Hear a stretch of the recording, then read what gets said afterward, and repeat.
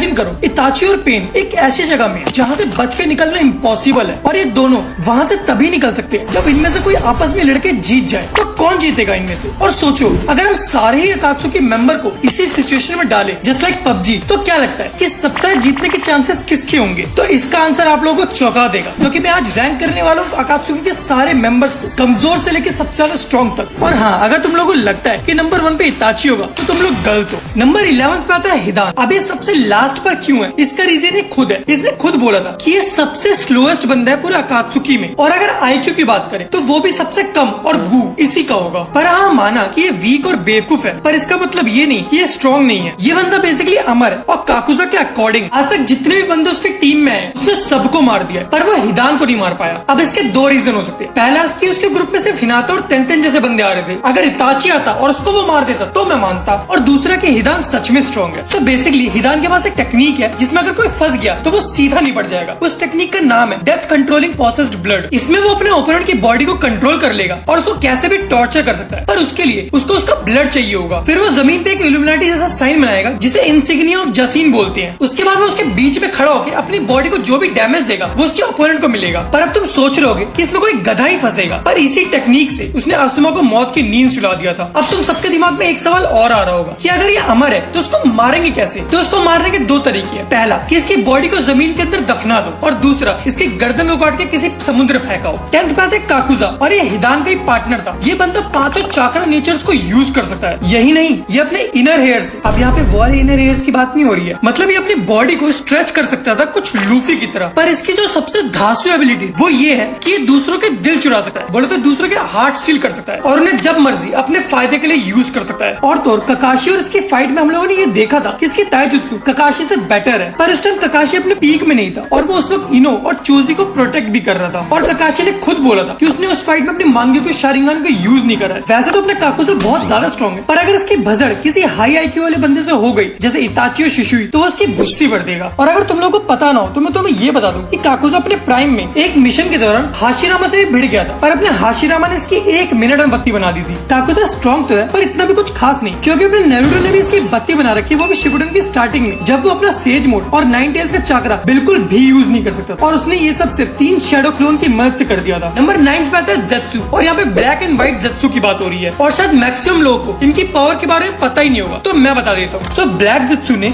जो 5th मिज़ुकागे थी और इसके 20 गार्ड्स को बहुत ही आराम से संभाल रखा था, और फिर जब नारुतो ने भी इस फाइट को ज्वाइन करा तो भी वो इसका बाल भी बाका नहीं कर पाए। और ब्लैक ज़ेत्सु के पास वुड स्टाइल भी है, जिसको पाने के लिए पूरे नारुतो में लोग मरने मारने के लिए तैयार थे। और अब आते हैं व्हाइट ज़ेत्सु पर। ये स्पोरलेशन जुत्सु को यूज करता था, जो किसी को भी चाकरा को ड्रेन कर सकता है, और ये किसी भी बंदे का रूप ले सकता था, और इसने इसे इस हद तक मास्टर कर रखा था कि वो उसका चाकरा भी बिल्कुल एज इट इज कॉपी कर लेता था। 8 पे आता है ससोरी। नो डाउट ये बंदा बहुत ज्यादा स्ट्रॉन्ग था, पर इसका फुल पोटेंशियल हम लोग देख नहीं पाए। पर तुम्हें इसकी पावर का अंदाजा इसी से लग जाएगा कि इसने 3rd काज़ेकागे को निपटा के उसको अपने एक पुतले की तरह यूज करता था। और तुम्हारी नॉलेज के लिए मैं तुम्हें बता दूं कि 3rd काज़ेकागे द स्ट्रॉन्गेस्ट काज़ेकागे था हिडन सैंड विलेज की हिस्ट्री का। अब आता है ससोरी के फ्लेक्स पे। तो जैसे अपने नारुतो एक बारी में 1000 शैडो क्लोन बना सकता था, वैसे ही ससुरी एक बारी में 1000 पपेट्स को कंट्रोल कर सकता था। पर इतना सब सुनने के बाद भी अगर कोई दिलेर शिनोबी काइंड ऑफ साकुरा अगर इसको हराना चाहे तो इसको हराने के लिए तुम्हें इसका दिल को डिस्ट्रॉय करना होगा, ठीक वैसे ही जैसे सास्के करता है साकुरा के साथ। सॉरी, मजाक था। पर पॉइंट तो ये है कि इसका दिल वाली जगह पर है ही नहीं, वो उसकी बॉडी में कहीं पर भी हो सकता है। और इसके पास एक और खतरनाक वेपन है, वो है इसका पॉइजन। अगर गलती से भी इसका पॉइजन तुम्हें हिट कर गया तो तुम कुत्ते की मौत मरोगे तड़प तड़प कर, अनटिल और अनलेस तुम्हारे पास एंटीडोट ना हो। पर इसके पॉइजन को कोई भी शिनोबी डॉज कर देगा, बस वो साकुरा से ज्यादा स्ट्रॉन्ग होना चाहिए। और ससोरी के नीचे होने का एक रीजन ये भी है कि इसके सारे पपेट्स को अपनी साकुरा ने 1 हिट कर दिया था। 7 पे आता है देइद्रा। इसने ससोरी को अपने से ज्यादा स्ट्रॉन्ग बता रखा है, पर वो इसका छोटा सा मजाक था, क्योंकि देइद्रा का एक छोटा सा बॉम्ब भी ससोरी के किसी भी पपेट को 1 शॉट कर देता है। और अगर इसने अपना C3 बॉम्ब को यूज कर लिया, इसने पूरे हिडन सैंड विलेज को उड़ा डाला, तो उसके पपेट्स की अस्थियां भी नहीं ढूंढ पाओगे। पर देइद्रा को जो चीज ससोरी से 10 कदम आगे रखती है वो इसका IQ। और गारा और देइद्रा की बैटल तो सबको याद ही होगी, उसमें ऑब्वियसली गारा को ही जीतना चाहिए था, पर देइद्रा के सिर्फ और सिर्फ बैटल IQ की वजह से उसने उस बैटल को एक तरफा जीत लिया था। 6 पे आती है कोनान। भाई ये अकात्सुकी की सबसे ज्यादा अंडररेटेड कैरेक्टर है, और तो कुछ लोग तो इसे अकात्सुकी भी नहीं मानते, और कुछ लोग इसे साकुरा से वीक समझते हैं। हाँ, माना कि ये पेपर जुत्सु यूज करती है, पर वो भी बहुत ज्यादा स्ट्रॉन्ग है, क्योंकि पेपर से ब्लेड बना सकती है, बॉम्ब बना सकती है, और क्लोन से बना सकती है जो फटते हैं। अब सोच के देखो कि उन क्लोन से तुम लड़ोगे तो फटोगे, और नहीं लड़ोगे तो पिटोगे। और कहा जाता है कि इसके क्लोन्स का ब्लास्ट फोर्स देइद्रा का एक्सप्लोसिव जितना स्ट्रॉन्ग होता है और इसी की मदद से ये ओबितो तक को लगभग पेल गई थी। अब कुछ लोग कमेंट्स में बकवास करेंगे कि ओबितो सीरियस नहीं था। अजी घंटा मेरा। लेकिन एक सेकंड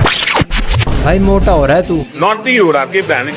और एक बात पता नहीं तुम लोगों ने नोटिस करी हो कि ना करी हो, ये एक लौती महिला अकात्सुकी। अब पता नहीं तुम ओरोचिमारू को कौन से जेंडर में काउंट करते हो, पर मैं उसे आदमी मानता हूँ। और देइद्रा के बाद ये सेकंड अकात्सुकी मेंबर थी जो उड़ सकती थी और किसी नॉर्मल पर्सन के लिए इसको हराना लगभग इम्पॉसिबल, क्योंकि इसको तुम तब तक नहीं पकड़ पाओगे जब तक इसका चाक्रा 0 नहीं हो जाता। मींस अगर तुमने इसे गलती से पकड़ भी लिया तो ये पेपर का बन के तुम्हारे हाथ से ओझल हो जाएगी। इसको सिर्फ एक ही कैरेक्टर है जो बहुत ही इजीली हरा सकता है और वो है अपना इताची। आप कमेंट्स में बताओ क्यों। और कोनन के सबसे पावरफुल जुत्सु को शायद ही कोई भूल पाया होगा, जिसका नाम है ओशियन ऑफ पेपर बॉम्ब। इस जुत्सु से पूरे अकात्सुकी में सिर्फ 2 ही लोग बच सके, एक अपना देइद्रा क्योंकि वो उड़ सकता है और दूसरा अपना ओबितो जिसने इज़नागा की वजह से इसको डॉज कर दिया था। फिफ्थ आता है अपना ओरोचिमारू और आई डोंट थिंक सो कि इसको कोई इंट्रोडक्शन की जरूरत है। भाई अपना लेजेंडरी सानिन था और इजीली ये किसी भी होकागे जितना स्ट्रॉन्ग होगा और ये चीज ने प्रूव करती थी हिरोजन को पेल के। और अगर ये बंदा चाहे तो नारुतो में एक्चुअल फ्लेक्स कर सकता है क्योंकि इसने सारे चाकरा को मास्टर कर रखा है, सारी जुत्सुस की नॉलेज है और अगर फॉरबिडन जुत्सु पे जाए तो इसमें इसका कोई जवाब ही नहीं है। और पूरे नारुतो सीरीज में ये सिर्फ 2 ही लोगों से पिटा है और बदकिस्मती से वो दोनों ही भाई निकले। पर ओरोचिमारू थोड़ा तो वीक था क्योंकि इसको सास्के के अंदर घुसना था ताकि वो उसको वेसल बना सके, पर अपने सास्के ने उसे वहीं बिछा दिया। नंबर 4 पे आता है किसामे और द टेललेस टेल्ड बीस्ट। पूरे अकात्सुकी में इस बंदे के पास highest amount of reserve chakra था और ये पूरे नारुतो का स्ट्रॉन्गेस्ट वाटर स्टाइल यूजर भी था। और अगर इसके अचीवमेंट की बात करें तो इसने किलर बी तक को रोक दिया था जो एक परफेक्ट जिंचुरी की था, वो भी एक टेल्ड बीस्ट का, और जिसने सास्के को बच्चों की तरह पेला था। ये बंदा तुम्हारा पूरा चूस लेगा चाक्रा जब तक तुम निपट नहीं जाते। और अगर बाय चांस तुमने पलट कर इसको डैमेज दे भी दिया तो ये दोबारा से रीजनरेट कर लेगा अपने वाउंड को अपनी रिवर्स कर्स टेक्निक को यूज करके, अरे सॉरी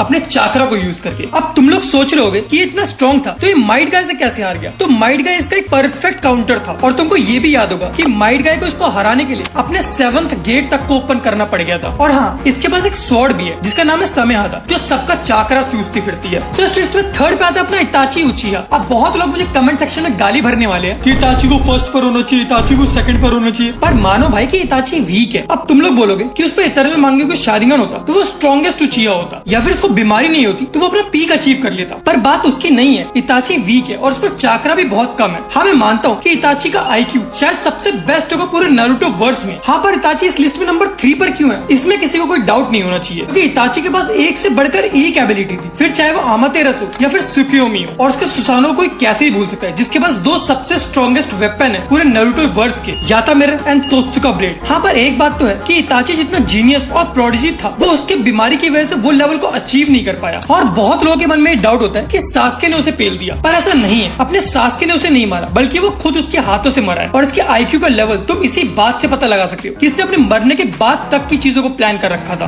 नंबर 2 पे आता है नगातो उर्फ पेन। इस बंदे ने सिखाया है कि एक्चुअल में रेनेगान को यूज कैसे करते हैं और ये बंदा नारुतो वर्स का पहला रेनेगान यूजर था। हाँ फिर भले ही वो रेनेगान इसको भीख में मिली हो माद्रा से, पर मेरे अकॉर्डिंग इससे बेस्ट रेनेगान यूजर पूरे नारुतो में नहीं था। इस बंदे ने एक्चुअली अपने को दिखाया था कि 6 पाथ को यूज कैसे करा जाता है, जिसमें 6 डिफरेंट लोगों की बॉडी को चाक्रा रॉड से कंट्रोल करता था जो कि 6 पाथ को डिनोट करते थे, जिसमें फर्स्ट था ह्यूमन पाथ, सेकंड था अशुरा पाथ, 3rd था एनिमल पाथ, 4th था देवा पाथ, 5th था प्रेता पाथ और 6th था अपना नरका पाथ। और तुम लोगों को समझ में आ रहा होगा ये सारे नाम कहाँ से इंस्पायर्ड है। बाकी नगातो की पावर का नमूना तो हम लोगों ने हिडन लीफ विलेज में देख ही लिया था, जहाँ पे इसने ऑलमाइटी पुश बोल के पूरे हिडन लीफ विलेज को एक बंजर जमीन बना दिया था। पर नगातो भाई दिल के बहुत अच्छे हैं, इन्होंने रिने रीबर्थ को यूज करके वापस से सबको जिंदा कर दिया था। नागातो जिंदा रहते थे ना, किसी का नाम ही नहीं रहता भगवान।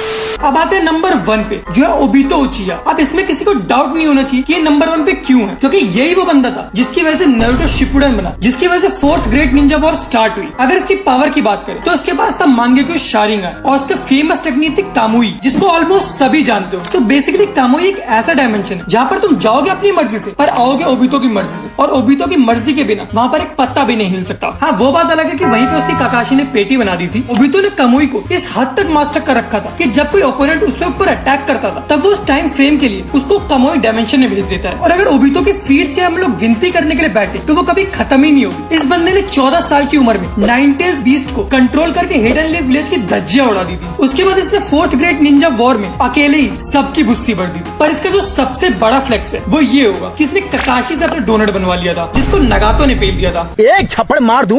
तो चलो इस वीडियो को यहीं पर एंड करते हैं। अगर तुम लोगों को इस वीडियो को देखने में हल्की सी भी हंसी आई हो या फिर मजा आया हो तो इस वीडियो को लाइक करके